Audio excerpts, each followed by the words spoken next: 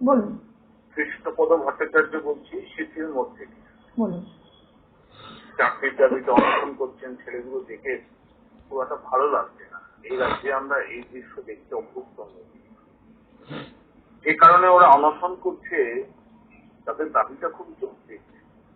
তারা পরীক্ষা দিয়েছিল যেহেতু বাম আমলে, এই আমলটাকে আমল দিচ্ছে না, এটা খুব দুঃখজনক।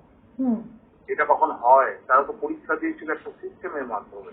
তারা যারা হয়েছে বা পাশ করেছেন তাদের কনসিডার করা উচিত যে আমাদের বিএসএফ সরকার পরিবর্তন হতেই পারে, প্রশাসন পরিবর্তন তো হয় না, প্রশাসনটা একই রকম থাকে। এটা কি করে হয়? এগুলো হয় কখনো? তারপরে যে চূড়ান্ত অভব্যতা চলছে আজকাল চাকরি বাকরিতে দেখতে পাচ্ছি চারিদিকে দুর্নীতি। আমরা এরকম পরিবর্তন আশা করিনি। আমরা পরিবর্তন চেয়েছিলাম একটা অন্যভাবে।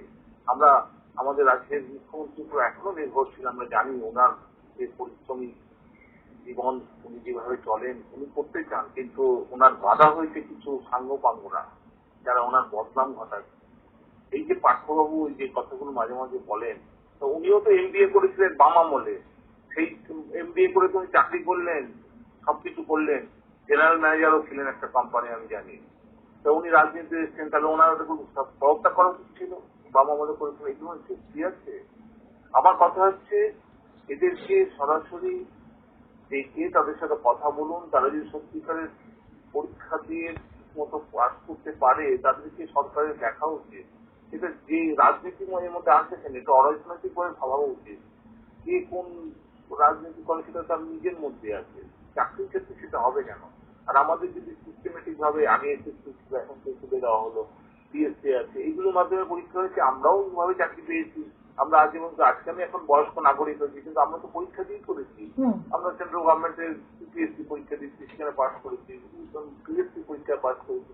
তারপরে আমরা চয়েস করেছি কোনটায় যাবো। আমি শিক্ষকতা আসিনি, কিন্তু আমি একটা বিশাল পাবলিক সেক্টরে চাকরি করছি চিরকাল।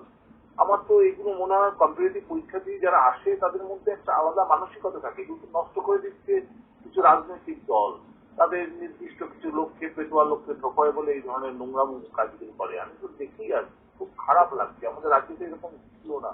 আমাদের রাজ্যটা একটা যে সুনামটা ছিল, দিনই নষ্ট হয়ে যাচ্ছে। খুব দুঃখ হয়। এই ছেলেগুলোর জন্য সরকার চিন্তা করুক, ভাবুক, কিছু একটা ডিসিশন নিয়ে এটাই আমি আবেদন রাখছি। ধন্যবাদ। অনেক ধন্যবাদ আপনাকে। অবশ্যই